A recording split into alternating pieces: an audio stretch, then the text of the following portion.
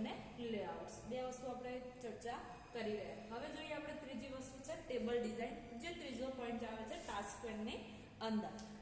Table ડિઝાઇનની અંદર શું આવશે તો તમે માસ્ટર પેજની અંદર કોઈ પણ ટેબલને ડ્રો કરો છો તો એ ટેબલની અલગ અલગ ડિઝાઇન તમને અહીંયા જોવા મળશે. તમે સિમ્પલ ટેબલ બનાવ્યો છે એની અંદર કલર વાળું બનાવો છે તો આ રીતના તમને શું જોવા મળશે અને ટેબલની ડિઝાઇનો અલગ અલગ જોવા મળશે. જે તમે ચોક્કસ હાર અને સ્તંભ દર્શાવવા કે છુપાવવા માટેના વિકલ્પો પણ આની અંદર આપવામાં આવે છે. આ રીતે તમે કોષ્ટકની રચના કરી શકો છો. અહીંયા અલગ અલગ આ રીતની તમને ડિઝાઇન જોવા મળશે. હવે આપણે જોઈએ કે આની અંદર કેવી રીતે પ્રેક્ટિકલી જોવા જઈએ તો ક્યાં જોવા મળશે. તો તમને અત્યારે હાલ આપણે લેઆઉટ્સ ઉપર છીએ. લેઆઉટ્સની અંદરથી આપણે શેમાં જઈએ ટેબલ ડિઝાઇનની અંદર. તો અહીંયા તમે લાસ્ટમાં જોઈ શકો છો ટેબલ ડિઝાઇન.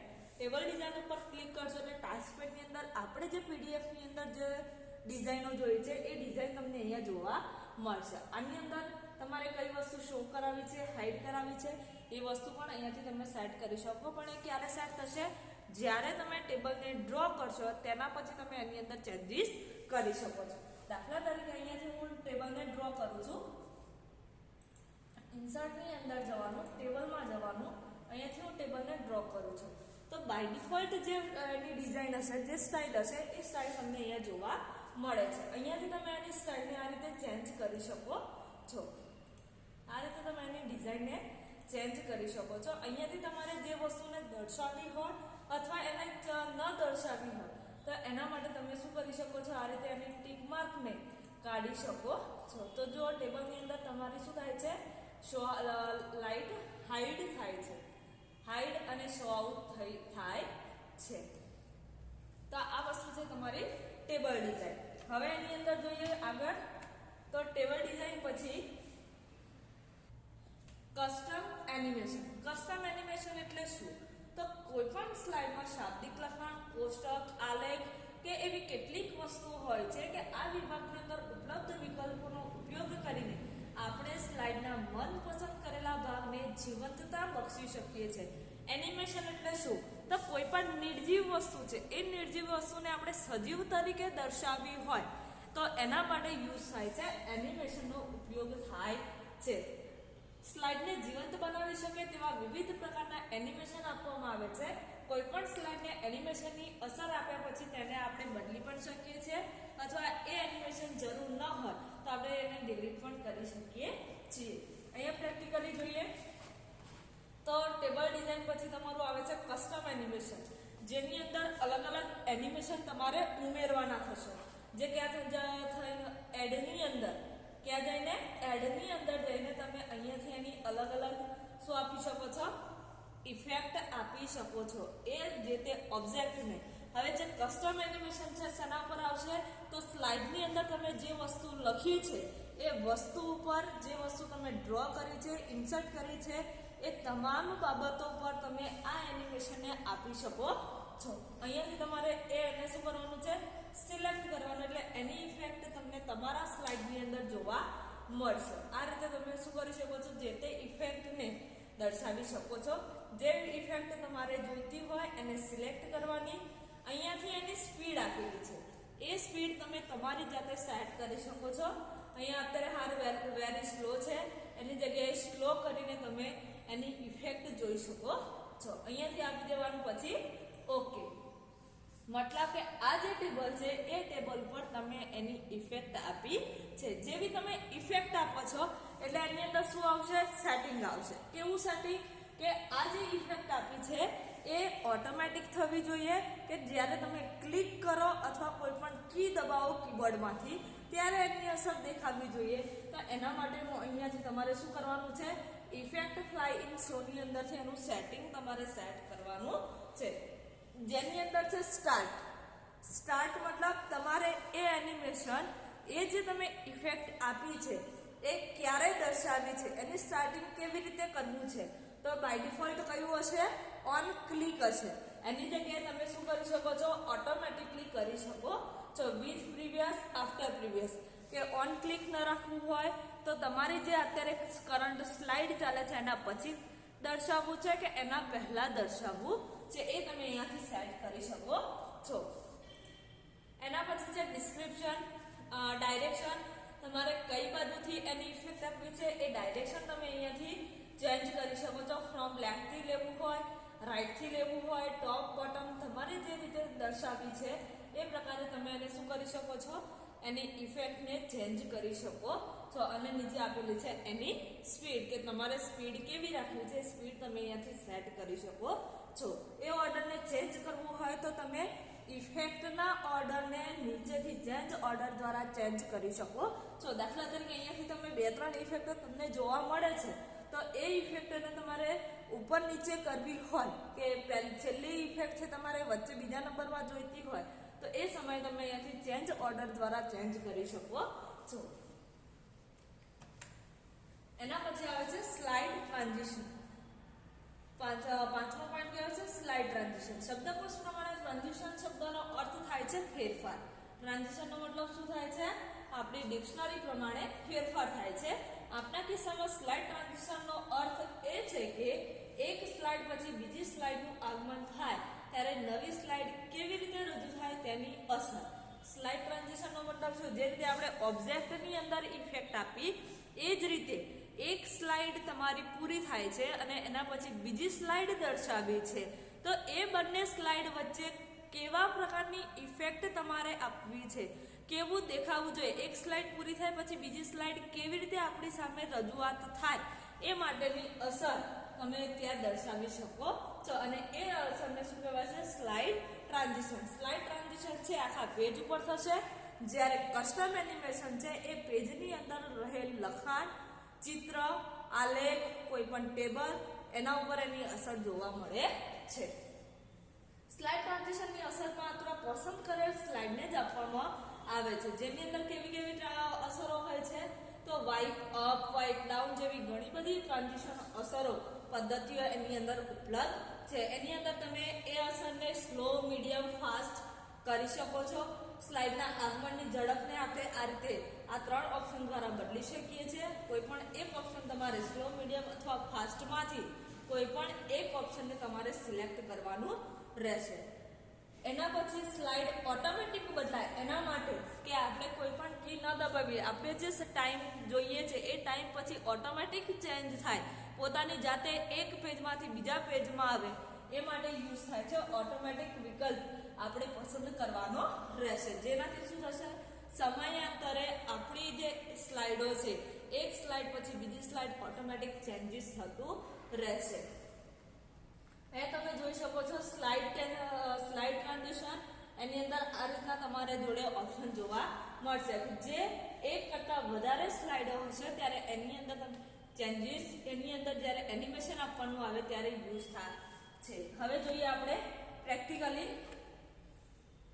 આ વાત થઈ આપણી કસ્ટમ એનિમેશન. એના પછી આવે છે અહીંયાથી સ્લાઇડ ટ્રાન્ઝિશન.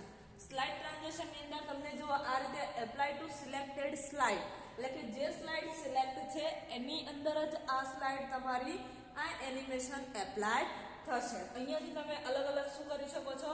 એનિમેશનને સિલેક્ટ કરી શકો છો, એટલે કે સ્લાઇડ ઉપર તમે અસર આપી શકો છો. અહીંયાથી તમે જે રીતે સિલેક્ટ કરશો એ પ્રકારે એની અસર તમને જોવા મળશે.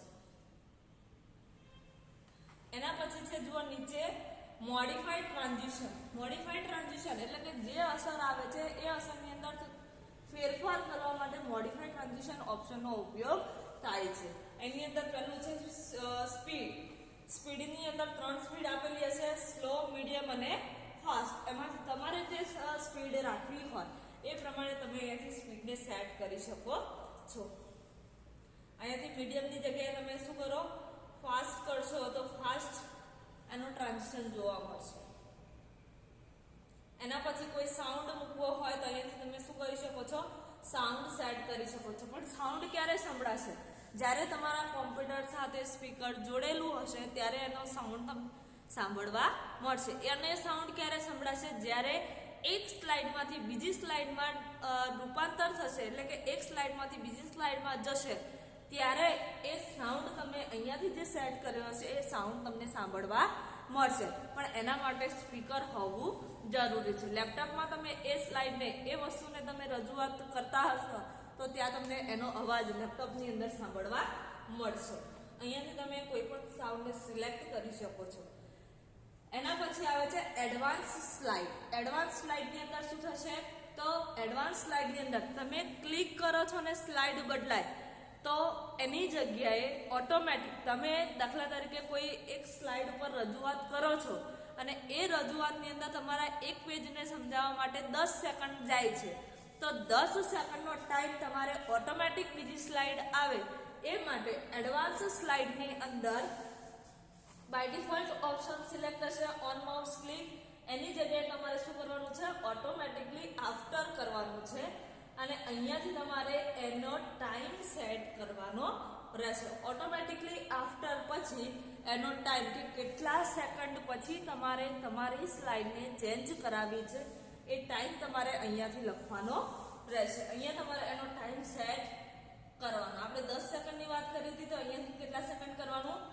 10 સેકન્ડ. એટલે કે 10 સેકન્ડ પછી ઓટોમેટિક બીજી સ્લાઇડની અંદર જતું રહેશે. એના પછી જો એપ્લાય દરેક સ્લાઇડમાં કરવું હોય, આ જે સેટિંગ છે દરેક સ્લાઇડમાં કરવું હોય તો શું કરવાનું? Apply to all slide. અને જો બધી સ્લાઇડમાં આ સેટિંગ ન કરવું હોય તો તમારે ત્યાં ક્લિક કરવાની જરૂર રહેતી નથી. અહીંયાથી તમારે નવી સ્લાઇડ ઉમેરવી છે તો નવી સ્લાઇડ કેવી રીતે ઉમેરવાનું? રાઈટ ક્લિક કરવાની સ્લાઇડની ઉપર અને એની અંદર ઓપ્શન આવે છે ન્યૂ સ્લાઇડ. શું આવે છે? New slide. તો ન્યૂ સ્લાઇડ ઉપર શું કરવાનું? ક્લિક કરવાનું અથવા ઇન્સર્ટ મેનુમાં જઈને સ્લાઇડ ઉપર ક્લિક કરવાથી નવી સ્લાઇડ તમારી ક્રિએટ થઈ જશે. આ વાત થઈ આપણી નવી સ્લાઇડને ઉમેરવાની. સ્લાઇડને ડિલીટ કરવી હોય તો કેવી રીતે કરવાની? તો સ્લાઇડને સિલેક્ટ કરો, રાઈટ ક્લિક કરો અને અહીંયાથી આપી દેવાનું ડિલીટ સ્લાઇડ, જેનાથી તમારી સ્લાઇડ શું થઈ જશે? ડિલીટ થઈ જશે. એના પછી આવે છે કાર્ય વિભાગ. ત્રીજો અને સ્ક્રીનના વચ્ચેનો જે મુખ્ય ભાગ છે એને કાર્ય વિભાગ કહેવાય. ઇંગ્લિશમાં એને કહેવાય છે વર્ક સ્પેસ. અહીં સ્લાઇડ દર્શાવાય છે તેને 5 ટેબ છે જેને વ્યૂ બટન પણ કહેવામાં આવે છે. એટલે કે જે સ્લાઇડનો જે વચ્ચેનો જે ભાગ આવે છે એને વર્ક સ્પેસ કહેવાય અને એ સ્લાઇડની અંદર 5 ટેબ આપેલા હોય છે. કઈ જગ્યાએ? તો અહીંયા તમને 5 ટેબ આપેલા છે. એ 5 ટેબ શું છે? તો એ અલગ અલગ વ્યૂ છે. તમારા પેજને જોવા માટેનો અલગ અલગ વ્યૂ છે જેને આપણે શું કહી શકીએ છીએ? વ્યૂ બટન કહી શકીએ છીએ. આ ટેબની અંદર કયા નામ છે? નોર્મલ, આઉટલાઇન, નોટ્સ, હેન્ડઆઉટ અને સ્લાઇડ સોર્ટર. આવા 5 પ્રકારના વ્યૂ તમને આપેલા છે જે કાર્ય વિભાગની તરત જ ઉપર આપેલો હોય છે. આપણે કયું વ્યૂ બટન પસંદ કરીએ છે તેના આધારે કાર્ય વિભાગ બદલાય છે. દાખલા તરીકે તમે અહીંયાથી અત્યારે બાય ડિફોલ્ટ કયો વ્યૂ હશે? નોર્મલ વ્યૂ હશે. અહીંયાથી તમે આઉટલાઇન વ્યૂ ઉપર ક્લિક કરશો તો એ પ્રકારનો વ્યૂ તમને એની સ્લાઇડનો જોવા મળશે. એના પછી છે નોટ્સ. તો નોટ્સ પ્રમાણે એનો વ્યૂ જોવા મળશે. હેન્ડઆઉટ છે તો હેન્ડઆઉટ પ્રમાણે વ્યૂ જોવા મળશે જેની અંદર એક કરતા વધારે શું જોવા મળે છે? પેજ જોવા મળે છે. હેડર અને ફૂટર જોવા મળે છે. એના પછી છે સ્લાઇડ સોર્ટર કે સ્લાઇડને નાના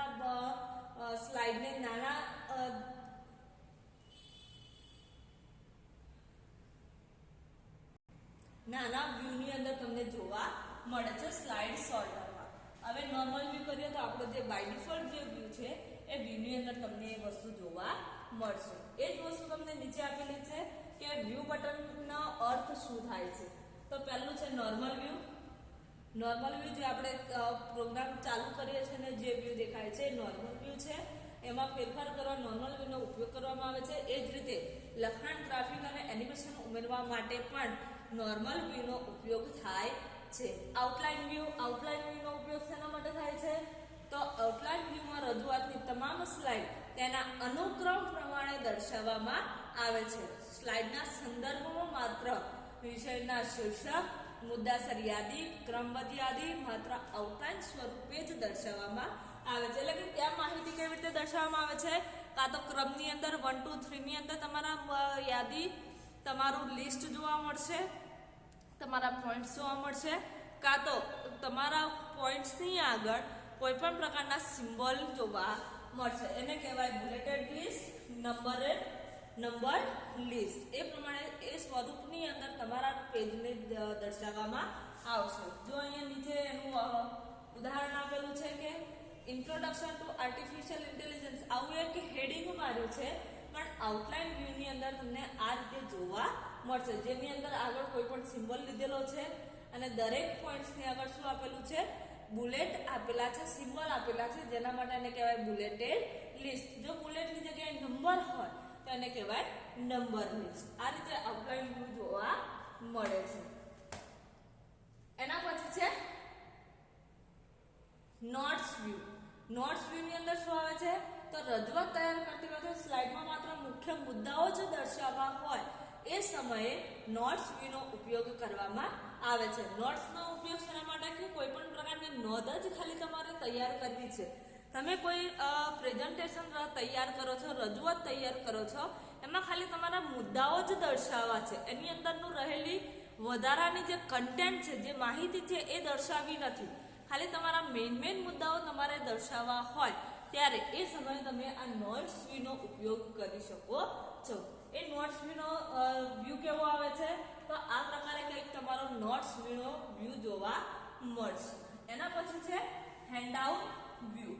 હેન્ડઆઉટ વ્યૂનો ઉપયોગ શેના માટે થાય છે, તો રજૂઆતની બધી સ્લાઇડોને છાપીને શ્રોતાઓને વહેંચવા, તેમજ રજૂઆત કરતી વખતે ક્રમબદ્ધ રીતે કઈ સ્લાઇડો દર્શાવવા છે તેની રજૂઆત કરતા માટે છાપેલું હાથવગું સાહિત્ય એટલે હેન્ડઆઉટ. હેન્ડઆઉટ એટલે શું, તો અલગ અલગ જે સ્લાઇડો છે એ સ્લાઇડોની જ્યારે પ્રિન્ટ કાઢવા જઈએ, આપણે કોઈને હાર્ડ કોપી આપવી છે, તો શું એનાથી શું થશે, તો તમારા જેટલા પેજ હશે એટલા પેજ તમારે પ્રિન્ટ આઉટ કાઢવી પડશે. પણ દરેક સ્લાઇડને તમારે એક પેજની અંદર 4 થી 5 સ્લાઇડ એક સાથે પ્રિન્ટ લેવી હોય, એટલે કે તમારા વધારે પેજ હોય. દાખલા તરીકે એક તમે ઇમ્પ્રેસની રજૂઆત તૈયાર કરો છો ને, એની અંદર 50 પેજ છે. કેટલા પેજ છે, 50 પેજ છે. 50 પેજને તમારે પ્રિન્ટ આઉટ કાઢવી છે, તો તમે સિંગલ પેજ કાઢવા જશો તો કેટલા પેજ બગડશે, 50 પેજ.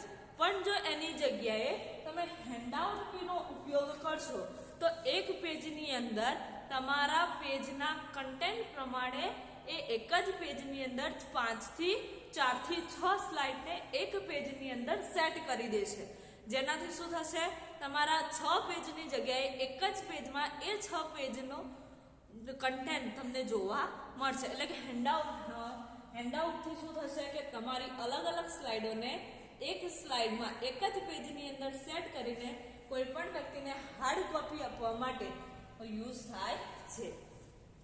એક કરતાં વધારે સ્લાઇડોને ભેગી કરવામાં આવે છે અને એના પછી એ પાનાઓમાં આપણે જેટલી સ્લાઇડો સમાવી હોય એ આપણે હેન્ડઆઉટ વ્યૂ મારફતે એની ગોઠવણી કરી શકીએ છીએ. એની અંદર આપણે પાના નંબર પણ આપી શકીએ છીએ.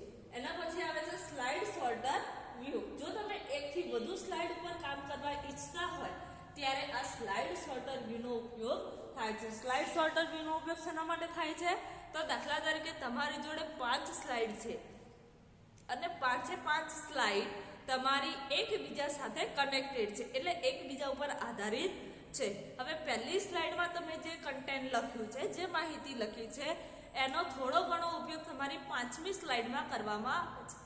તો એ સમયે શું થશે, તો તમારે વારંવાર તમારે પહેલી સ્લાઇડમાં જવું પડશે, 5મી સ્લાઇડમાં આવવું પડશે, ફરીથી પહેલી સ્લાઇડમાં જવું પડશે, ફરીથી 5મી સ્લાઇડમાં આવવું પડશે. તો એ રીતે આપણે વારંવાર આપણે એક સ્લાઇડમાંથી બીજી સ્લાઇડમાં ન જવું હોય અને બધી સ્લાઇડો એક જ સાથે આપણને દેખાય, તો એ માટે યુઝ થાય છે સ્લાઇડ સોર્ટર વ્યૂ, કે જે એક જ આડી હરોળની અંદર દરેક સ્લાઇડને સેટ કરે છે, જેનાથી આપણું કાર્ય કરવાની જે સ્પીડ છે, આપણું જે કાર્ય કરવાની જે રીત છે, સરળ બની જાય છે. તો એ વાત થઈ આપણી સ્લાઇડ સોર્ટર વ્યૂ, જે તમને આ રીતે જોવા આ હેન્ડઆઉટ વ્યૂ છે અને આ રીતે તમે એને સ્લાઇડ સોર્ટર વ્યૂની અંદર જોઈ શકો છો. એટલે એક સાથે આપણે જેટલી પણ સ્લાઇડ હોય એ સ્લાઇડોને આપણે એક સાથે જોઈ શકીએ છીએ.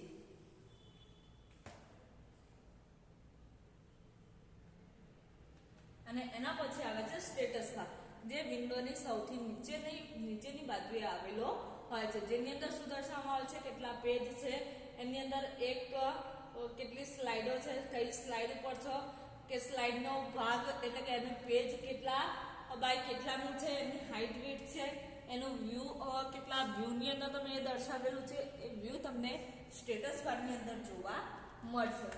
જુઓ અહીંયા સૌથી છેલ્લે આપેલો છે કે આ જે પેજ છે કેટલા બાય કેટલાનું છે, એની હાઇટ વિડ્થ કેટલી છે, સ્લાઇડ કેટલી છે અને એનું વ્યૂ કેટલું છે એ તમને અહીંયા દર્શાવેલું છે.